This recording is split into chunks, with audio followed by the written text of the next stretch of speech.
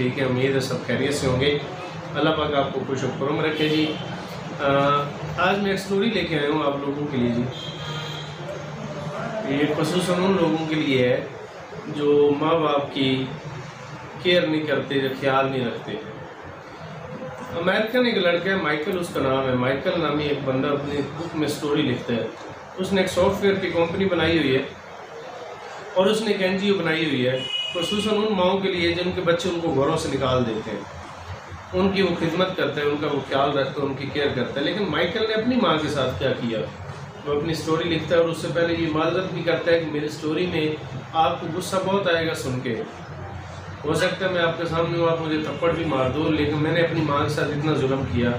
लेकिन मेरी इंसल्ट भी बहुत है, कहता है लेकिन मैं अपनी स्टोरी इसलिए शेयर कर रहा हूँ जो गलती मुझसे हुई है कहीं आप ना कर देना।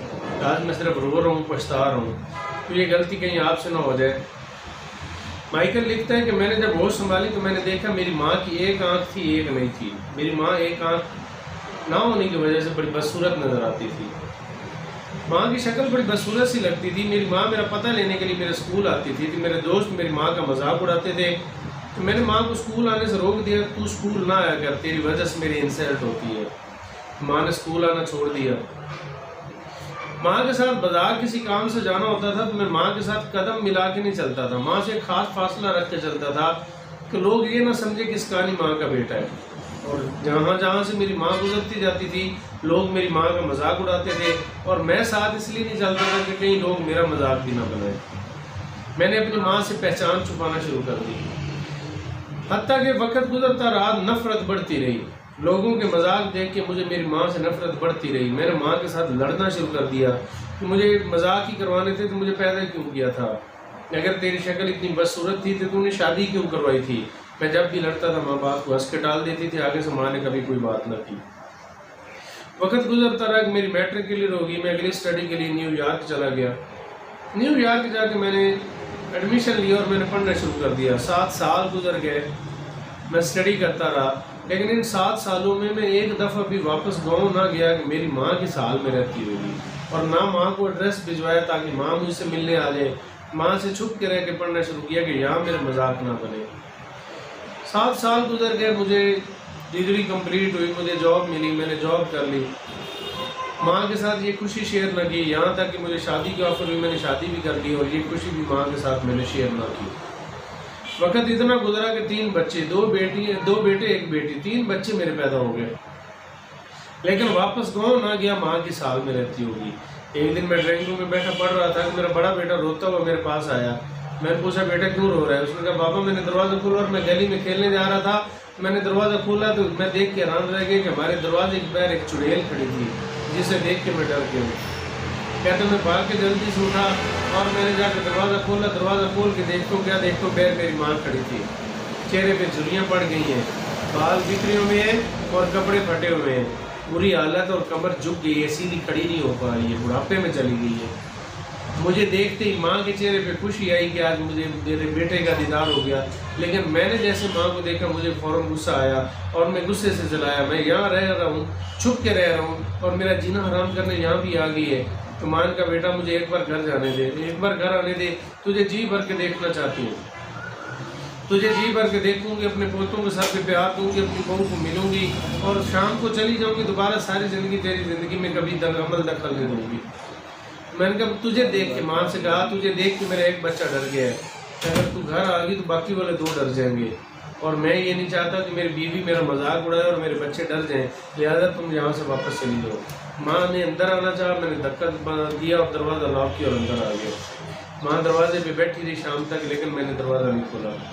माँ चली गई। माँ के जाने के चंद महीने बाद मुझे एक म्यूनसिपल कमेटी की तरफ से खत मिला। उस खत में लिखा हुआ था कि चंद दिन पहले तेरी माँ इंतकाल कर गई है और उसने वसीयत में तेरे लिए खत लिखा है और वो खत हम तुझे भिजवा रहे हैं। और तेरी माँ की मरने की खबर फ़ौरन हमने तुझे इसलिए नहीं दी क्योंकि तेरी माँ ने रोका था कि मेरे मरने की खबर मेरे बच्चे को फ़ौरन ना देना, क्योंकि उसको मेरी तदफीन के लिए यहाँ आना पड़ेगा तो यहाँ लोगों के मजाक भी सुनने पड़ेंगे, लोगों की बातें सुननी पड़ेंगी उसको, और अपने बच्चों से दूर भी रहना पड़ेगा।